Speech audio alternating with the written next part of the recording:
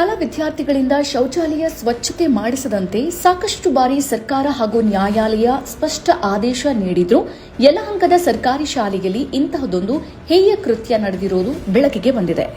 ಯಲಹಂಕದ ಸರ್ಕಾರಿ ಪದವಿ ಪೂರ್ವ ಕಾಲೇಜು ಮತ್ತು ಪ್ರೌಢಶಾಲೆಯಲ್ಲಿ ಇಂತಹದೊಂದು ಅಮಾನವೀಯ ಘಟನೆ ನಡೆದಿದ್ದು 7, 8 ಮತ್ತು 9ನೇ ತರಗತಿ ಕೆಲ ವಿದ್ಯಾರ್ಥಿಗಳು ಶಾಲಾ ಆವರಣದಲ್ಲಿರುವ ಶೌಚಾಲಯ ಗುಂಡಿಯಿಂದ ಹೊರಬಂದ ಮಲವನ್ನ ಸ್ವಚ್ಛ ಮಾಡ್ತಾ ಇರುವ ವಿಡಿಯೋ ವೈರಲ್ ಆಗಿದೆ.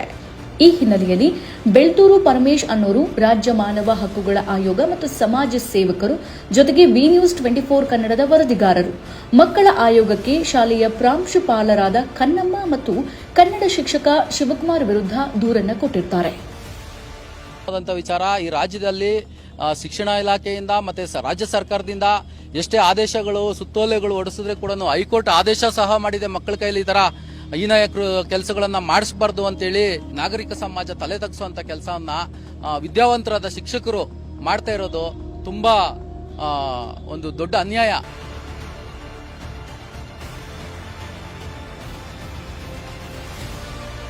ಶಾಲೆಯ ಆವರಣದಲ್ಲಿರುವ ಶೌಚಾಲಯ ಗುಂಡಿ ತುಂಬಿ ಹೊರ ಬರ್ತಾ ಇದ್ದ ಮಲವನ್ನ ಸ್ವಚ್ಛ ಮಾಡ್ತಾ ಇರುವ ವಿಡಿಯೋ ವೈರಲ್ ಆಗಿದ್ದು ಮಾರ್ಚ್ 8ರಂದು ಈ ಘಟನೆ ನಡೆದಿದೆ.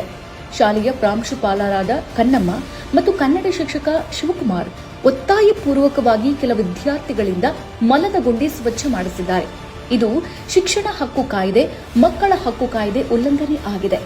ಈ ರೀತಿ ಕೆಲಸ ಮಾಡೋದ್ರಿಂದ ಮಕ್ಕಳ ಆರೋಗ್ಯದ ಮೇಲೆ ದುಷ್ಪರಿಣಾಮ ಬೀರುತ್ತೆ.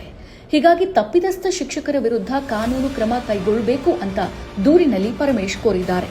ಇನ್ನು ಈ ಕುರಿತಂತೆ ಪರಮೇಶ್ ಅವರು ಮಾತನಾಡಿ, ಮಕ್ಕಳ ಕೈಯಲ್ಲಿ ಶೌಚಾಲಯದ ಗುಂಡಿ ಸ್ವಚ್ಛಗೊಳಿಸುವ ವಿಡಿಯೋ ವೈರಲ್ ಆದ ಬಗ್ಗೆ ಶಾಲೆಯ ಪ್ರಾಂಶುಪಾಲರಾದ ಕನ್ನಮ್ಮರನ್ನು ಪ್ರಶ್ನಿಸಲಾಗಿತ್ತು.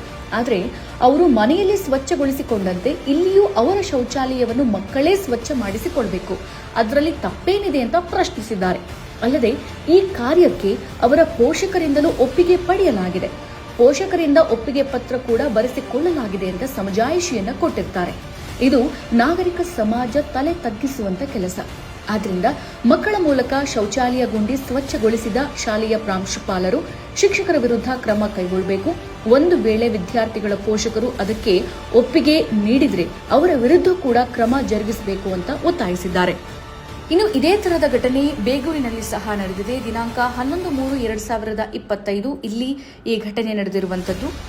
ಹಾಗೆ ಈ ಯಲಹಂಕ ಸರ್ಕಾರಿ ಪದವಿ ಪೂರ್ವ ಕಾಲೇಜು ಮತ್ತು ಪ್ರೌಢಶಾಲೆಯ ಪ್ರಾಂಶುಪಾಲರಾದ ಕನ್ನಮ್ಮ ಇವರ ಮೇಲೆ ಮತ್ತೊಂದು ಕಂಪ್ಲೇಂಟ್ ಸಹ ಇದೆ. ಆ ಕಂಪ್ಲೇಂಟ್ ಏನಂತ ನಾವು ನೋಡೋದಾದ್ರೆ, ಇದೇ ಶಾಲೆಯಲ್ಲಿ ಸಂಗೀತ ಎಂಬ ಟೀಚರ್ ಇರ್ತಾರೆ. ಇವರು ಕಾಲೇಜು ಆವರಣದಲ್ಲಿ ಫೋನ್ನಲ್ಲಿ ಮಾತಾಡ್ತಿರುವಂತಹ ಸಂದರ್ಭದಲ್ಲಿ ಇಲ್ಲಿ ವಿದ್ಯಾರ್ಥಿಗೆ ಪ್ರಚೋದನೆಯನ್ನ ಕೊಟ್ಟು ಫೋನ್ ಅನ್ನ ಕದ್ದುಕೊಂಡು ಬರುವಂತೆ ದ್ವೇಷಪೂರಿತವಾದ ಪ್ರಚೋದನೆಯನ್ನ ಕೊಟ್ಟಿರ್ತಾರೆ ಅಂತ ಹೇಳಿಬಿಟ್ಟು ಇಲ್ಲಿ ಶಿಕ್ಷಕಿ ಸಂಗೀತ ಅವರು ಕಂಪ್ಲೇಂಟ್ ಅನ್ನು ಕೂಡ ಕೊಟ್ಟಿರ್ತಾರೆ. ಜೊತೆಗೆ ಆ ಶಿಕ್ಷಕಿಗೆ ಮಾನಸಿಕ ಕಿರುಕುಳವನ್ನ ಕೊಟ್ಟಿರ್ತಾರೆ ಅಂತ ಹೇಳಿಬಿಟ್ಟು ಕಂಪ್ಲೇಂಟ್ ಅನ್ನು ಕೂಡ ಕೊಡಲಾಗಿದೆ. ಈ ಮುಂಚೆ ಇಲಾಖೆಗೂ ಕೂಡ ಈ ಒಂದು ವಿಚಾರವನ್ನ ಮುಟ್ಟಿಸಿರ್ತಾರೆ. ಆದ್ರೆ ಇಲಾಖೆ ಈ ಒಂದು ವಿಚಾರದ ಮೇಲೆ ಯಾವುದೇ ರೀತಿಯಾದಂತಹ ಒಂದು ಗಂಭೀರ ಪರಿಣಾಮವನ್ನ ಮಾಡಿರಲ್ಲ. ಹಾಗಾಗಿ ಅವರು ಇಲ್ಲಿ ಯಲಹಂಕ ಪೊಲೀಸರಿಗೆ ಕಂಪ್ಲೇಂಟ್ ಅನ್ನು ಕೂಡ ಕೊಟ್ಟಿರ್ತಾರೆ.